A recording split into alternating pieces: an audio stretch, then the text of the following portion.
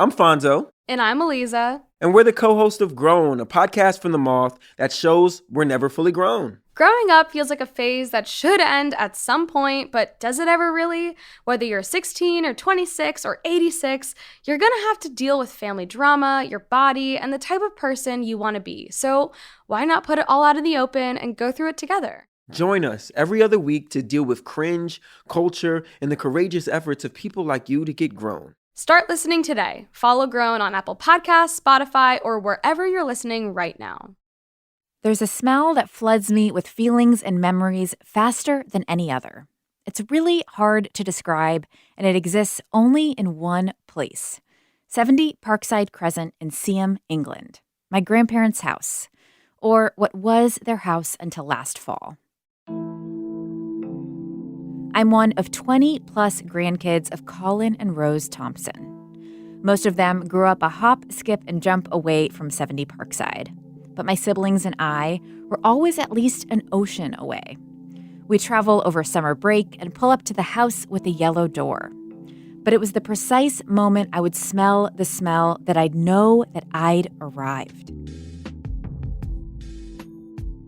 It's a mix of cold air, breath mints covering up cigarette smoke, bags of English breakfast tea, a bar of Wright's coal tar fragrant soap, old photographs on old walls touching old carpet, all of it hitting you the second you crack open the back door.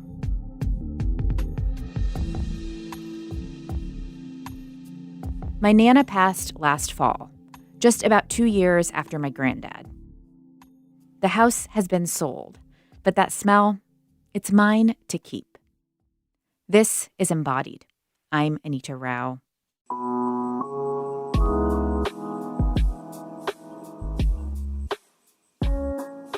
Smell is invisible, but it's a sense that shapes so much of how we experience the world and one another. And like so many things, we don't really notice its value until it's gone. When I finally was told that I'd lost my sense of smell, it didn't take long to realize the enormity of what I had lost.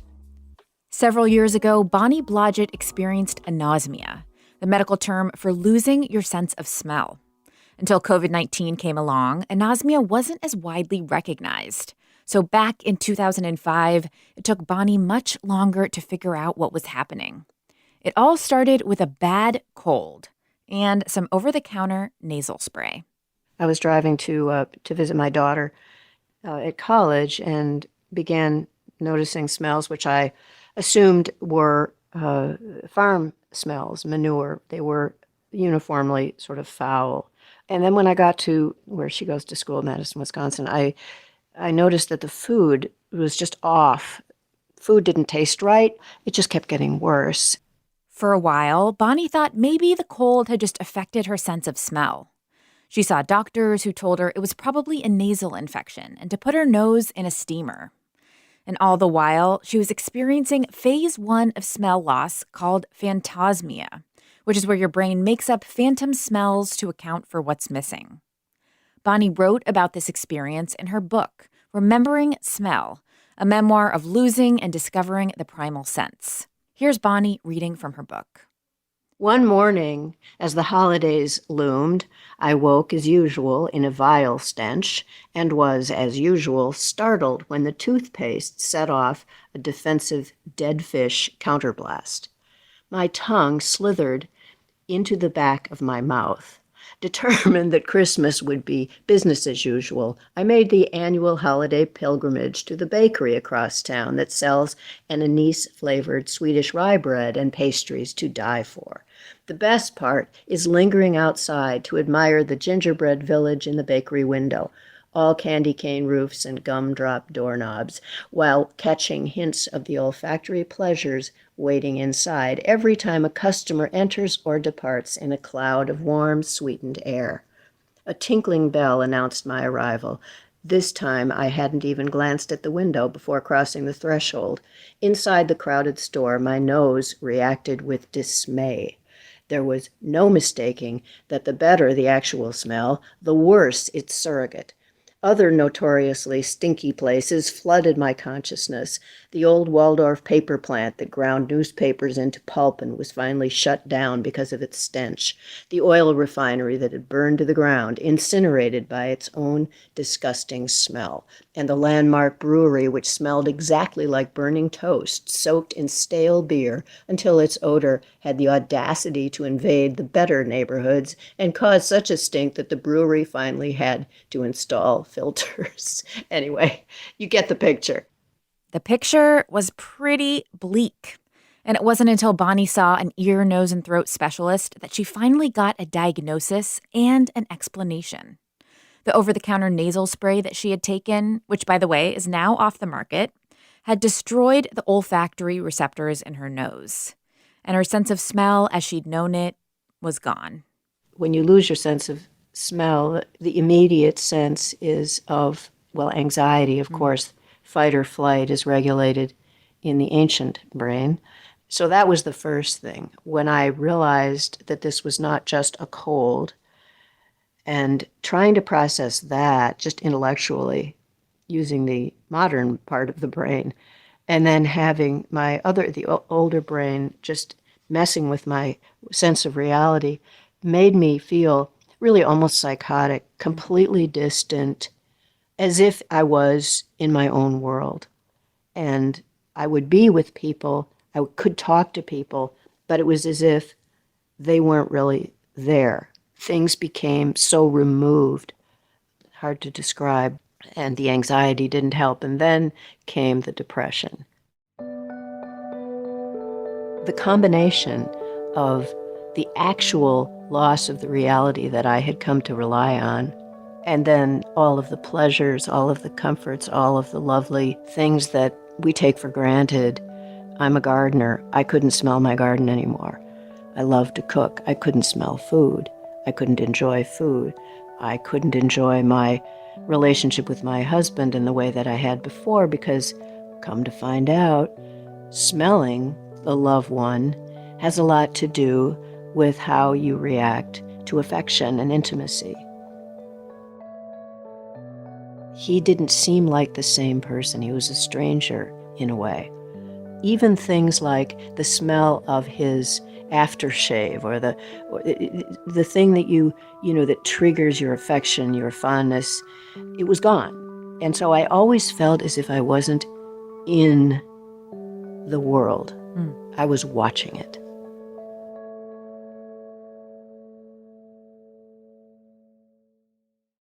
Our olfactory sensory neurons regenerate every 28 days under normal circumstances. For Bonnie, after close to a year of life without smell, she started to gain hers back, which was an equally disorienting experience. You don't know as it's coming back what's going on, and you have to prepare yourself for the worst. But that makes the best all that much better because you are prepared for the worst, and any little sort of indication, something smelling, just smelling a little bit differently, made you realize that those cells up there are starting to do something. They're reacting. Something's going on. And then, of course, when you realize that you can smell it again, when you begin to actually smell again and you trust it. Like at first you don't trust it. And so you're always running around testing. And of course, it's also a progressive, so it gets better and better and it changes. But when you finally realize the thing that ENT told you about cells dividing and the potential for that to happen, if there's a little bit of tissue up there that hasn't been destroyed, then the sense of the smell is the only part of the brain that does regenerate, that can regenerate. That's how important smell is. So when you realize that, yikes, I'm going to get my life back, my world back, everything, of course, smells so much better than it ever did before. And my first thing was this, I think it was April, when I realized I can smell again. I went right to the lilacs and just, spent an hour just with my nose in the flowers.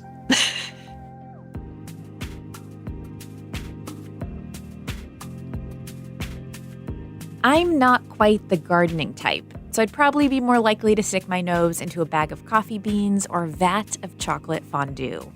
Something to remind me of all the taste sensations I'd been missing without my sense of smell. I've heard from so many folks how hard that part of smell loss is, because taste is just salt, sour, sweet, bitter, and umami. Everything else that makes flavor comes from smell. Because we can't normally see smells unless we're looking at, okay, that smell is coming from that rose over there. Otherwise, we're really not aware of how it is that it's manifesting. And so we tend to just ignore it and overlook it and think it has no meaning at all. But meanwhile, it actually is involved in everything.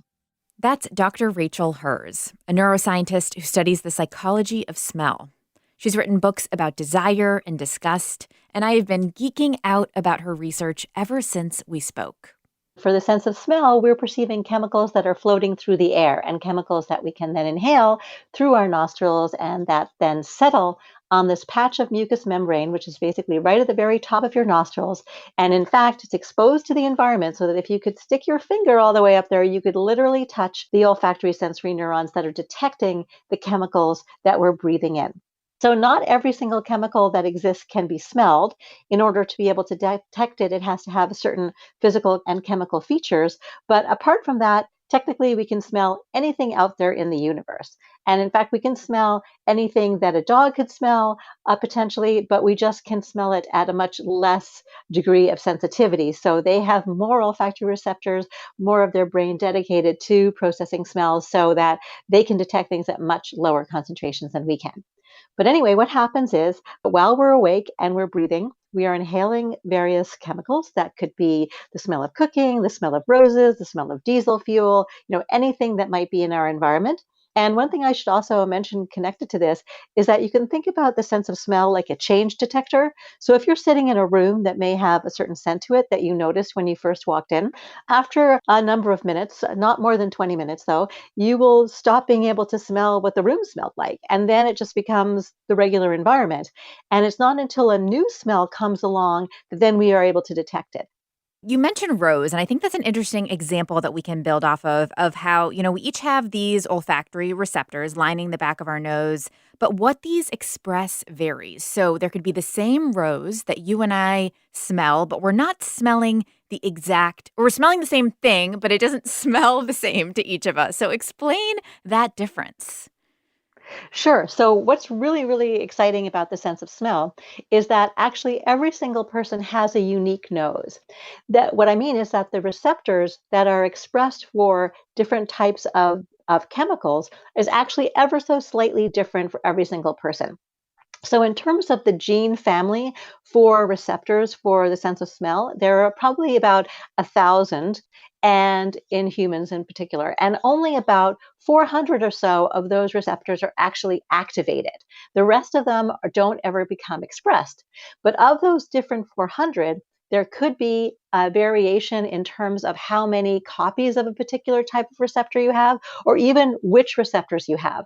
And a great example of that is for the smell of cilantro or the flavor of cilantro. Famous soapy cilantro. So you're probably someone who doesn't like it? I like it. No, I like it, but other people say it's soapy and I don't get it. Okay, perfect. Okay, the reason why they say it's soapy, I also love cilantro and I don't pick that up either. They're actually missing the receptor that detects this herbal, wonderful note that you and I and other people who love cilantro are getting. Rather, they can't perceive that. And all they're getting is this other quality, which is actually also there. And that's that more soapy component. So that's an example of variation in receptors, which actually change the way that something smells. Unless you have an identical twin who eats and drinks exactly the way you do, there's nobody like you who smells the world the same way. That's due to the specific makeup of your nose and your own personal history. What up, Embodied? This is Sandra from Durham, North Carolina. I'm trying to tell y'all about my most vivid and visceral smell experience. My husband and I were boiling a deer skull in a vat of water over a gas burner because this deer skull had a beautiful set of antlers on it, and we were trying to clean off the rest of the tissue. And I decide that I'm going to be helpful by dumping this skull broth. And when I bend over and pour that water out, I have this gag reaction like I've never had in my life before. And it was just like, I'd never been that close to decay. But the way that my body on a cellular level recognized that was fascinating.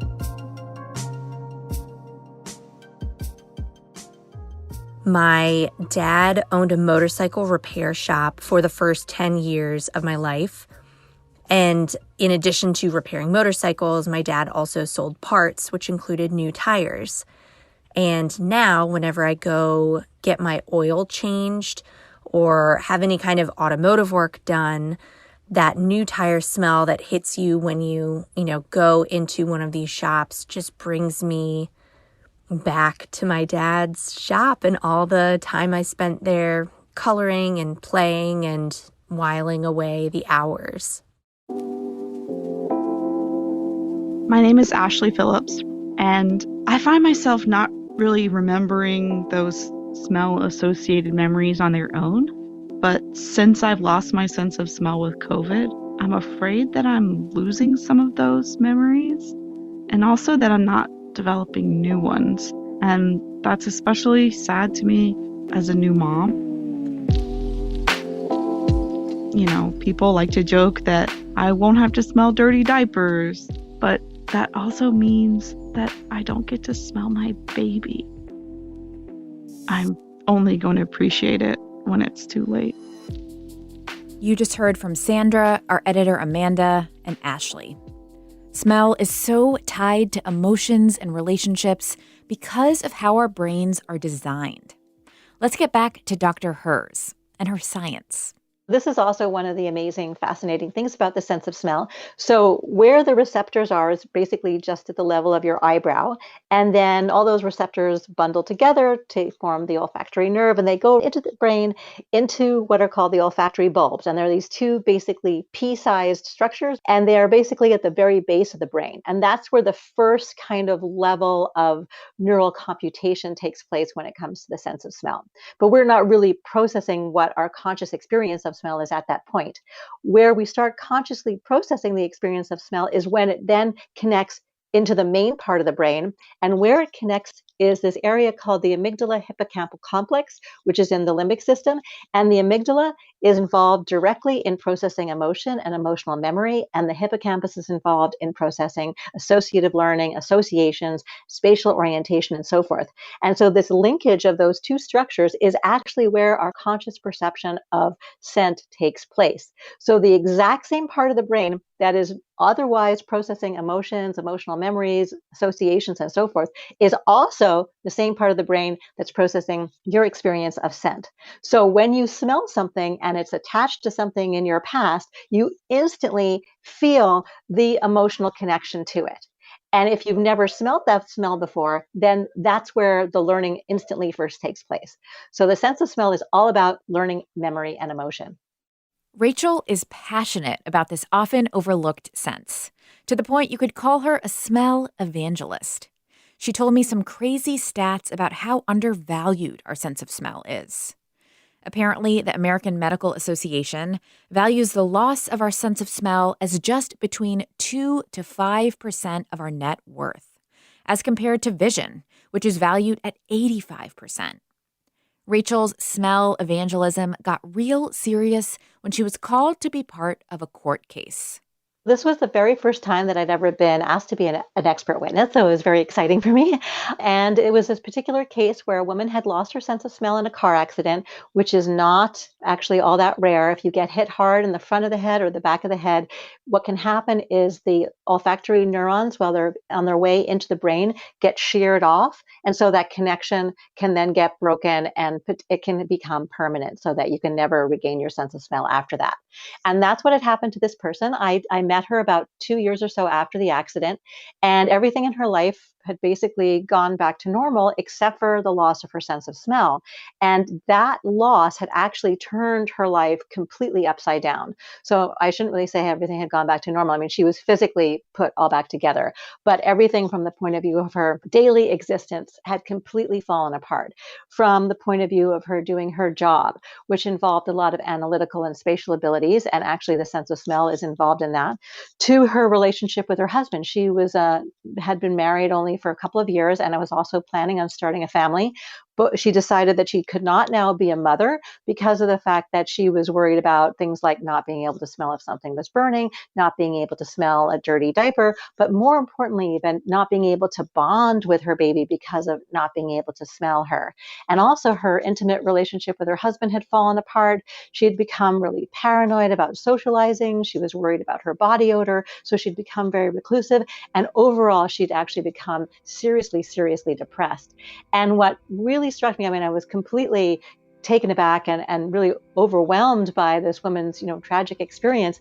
But it was also really striking and really sort of had a major impact on me how she kept on saying how she never paid attention to her sense of smell before this happened. And she had no idea that it really was woven into the fabric of just about everything in her life. And now that she had lost it, she realized it. And I felt like, oh my God, I have to wake people up and tell them to smell the roses because it's so important and not to overlook this amazing sense.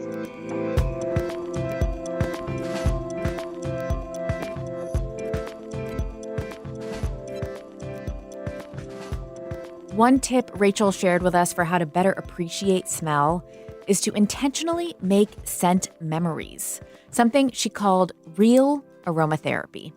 Smells can actually have tremendous impact on our mental and physical well-being, but the mechanism is actually through these learned emotional associations, not through some kind of pharmacological connection that just inherently happens to us, like I give you a shot and it relaxes you.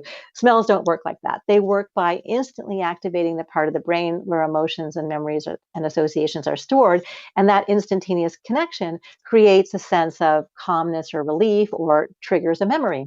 And one thing that you can do is, first of all, be aware of that and potentially seek out special fragrances that make you feel relaxed or calm or excited, however you want to feel during that moment. But you can also create smell associations for special occasions. So something that I actually have done several times on special vacations is buy a perfume that I have never used before. And of course, I like the smell, so I have to be wearing it. So I obviously have to like it. And then for the special vacation, wear that scent every day of the special vacation and then not again afterwards, except if I want to get that feeling and that recreation of that special vacation back. So my husband and I have taken a few special trips where I've done this, and then I'll put that fragrance on. It's like Hawaii, it's amazing, that kind of thing. So yeah, you can really relive it, and you really relive it at this kind of visceral emotional level, because that's where smells get us. They're really deeply, viscerally, emotionally connected to us.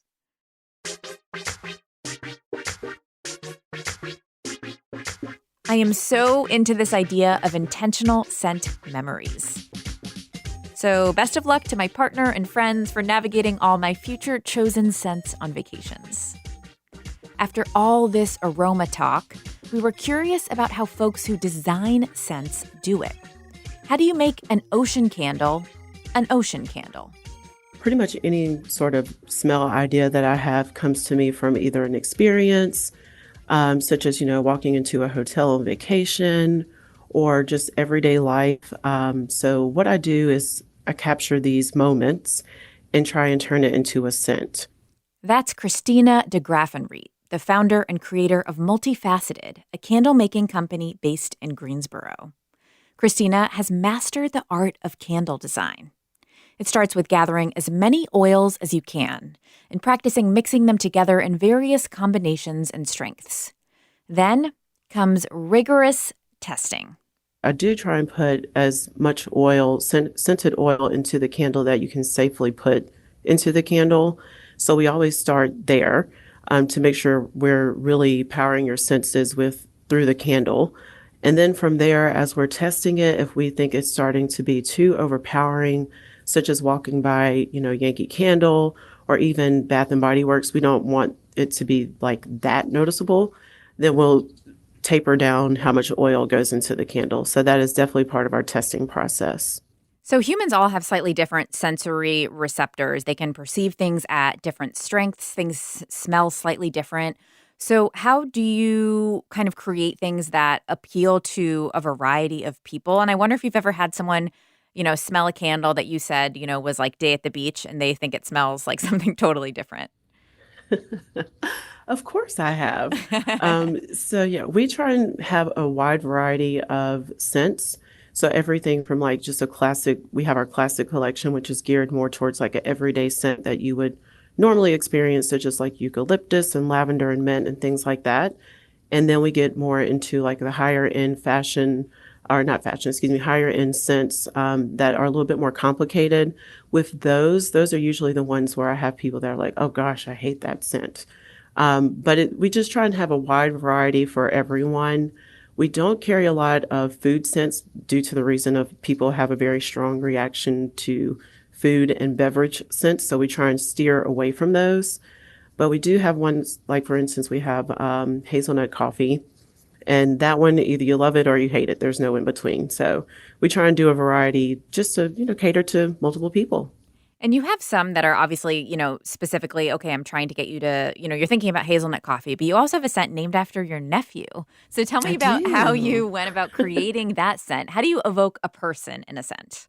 Oh gosh, I had the idea. So I am a creative person. So to have an idea come to my head and be able to formulate it into a scent I don't even know where this gift comes from, but I'll take it. So for my nephew, I really wanted to just capture him when he was born and make sure that I represent him in this brand. So of course, with babies, you try and use more natural things. And one of the more natural things that my sister and I always put on his skin is shea butter and coconut oil. So I use that as the base. And then when we blended the oils, I thought it was a great start. And then I felt like I need to have a little bit more sweet since he is a baby. And so we added just a splash of caramel to it just to make it a little bit more sweet. But the base of it is shea butter and coconut oil. That scent, named after her sweet nephew, is called Cami Cam. Christina says this work has definitely turned her into a scent snob, and she's quick to identify what odors are around her. If you invite her to a dinner party, it's going to be hard for her to not notice from many rooms away that your trash needs to be taken out. And just like everyone else, she has her own scent memories. My grandmother actually had a farm, so one of the most distinct smells that even to this day, when I smell it, it just takes me back to her farm, is definitely manure, of course. That is definitely part of the farm life. And one of the other really distinct smells, this is the most popular one that pops up in my head, would be the smell of my grandmother's perfume. But it wasn't a good thing. It's definitely not a good thing. It was one of those really cheap perfumes that was like flower based, and it was just horrible. So anytime I smell an oil that is anywhere close to that, I immediately throw it away. Too much floral is no good. It's too much floral. Yeah, it's just, perfume has come a long way, and I'm very grateful for that, especially when I think about those days. You can find Christina de Graffenried at the Greensboro Farmers Market every Saturday. Your distinct scent, if it were made into a candle, would be your body odor. The science behind why we're attracted to some folks' body odors and not others is just as fascinating as everything else we've talked about. It boils down to the fact that your odor is an expression of your immune system. And cisgender folks in heterosexual relationships in particular are drawn to people whose immune systems are complementary to their own. There is so much more science to geek out about, but we're going to leave you now with some meditations on both the profound and personal meanings of smell as told to us by y'all. Hi, my name is Erica, and I'm calling from Oakland, California. What I like best about my sense of smell is that it actually helps me determine who or who not to date. Oftentimes when I'm on a first date with somebody or like a second or third date and we go to kiss for the first time, If I smell like a particular smell on that person, I am so repulsed by that smell that I know that this is a person that I can't date. It's not like it's their breath or like something they've eaten, or it's not like BO necessarily. It's really like part of their essence. And for whatever reason, it just does not work for me. And after, like 6 months or so of dating somebody, like let's say that I'm planning to break up with somebody, or I know that the relationship is kind of rocky, they will get that smell. And I know that the relationship is over because they have started smelling a certain like repulsive way to me. When I was an undergrad, I became an English major, so I became interested in learning how to interpret novels and poems and judging their sort of aesthetic merit. And so I started thinking, well, how would I take this critical disposition and apply it to other things? So I started thinking about fragrances in this kind of like critical way. So I remember there was this one fragrance in particular that I looked up online. It had horrible reviews. The idea was it was supposed to smell like black ink. So if you've ever spilled ink on your hands, it has that kind of metallic, sharp scent to it. It's not necessarily pleasant. And so I started wearing this fragrance. It smelled terrible. But to me, it was like, that's not what mattered. What mattered was that I was like wearing this piece of art and it can communicate ideas.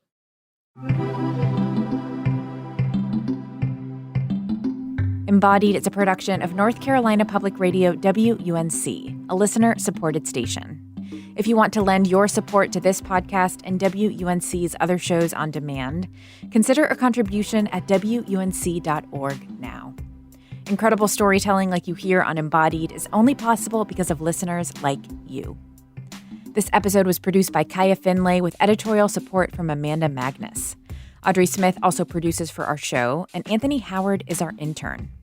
Jenny Lawson is our sound engineer, and Quilla wrote our theme music. The show is supported by Weaver Street Market, a worker and consumer-owned cooperative selling organic and local food at 4 Triangle locations in North Carolina. Now featuring online shopping with next-day pickup. weaverstreetmarket.coop. If you enjoyed this show or anything else you hear about on Embodied, share about it on social media and tag us, or write us a review. It really helps new folks find our show, and it means so much. Until next time, I'm Anita Rao, taking on the taboo with you.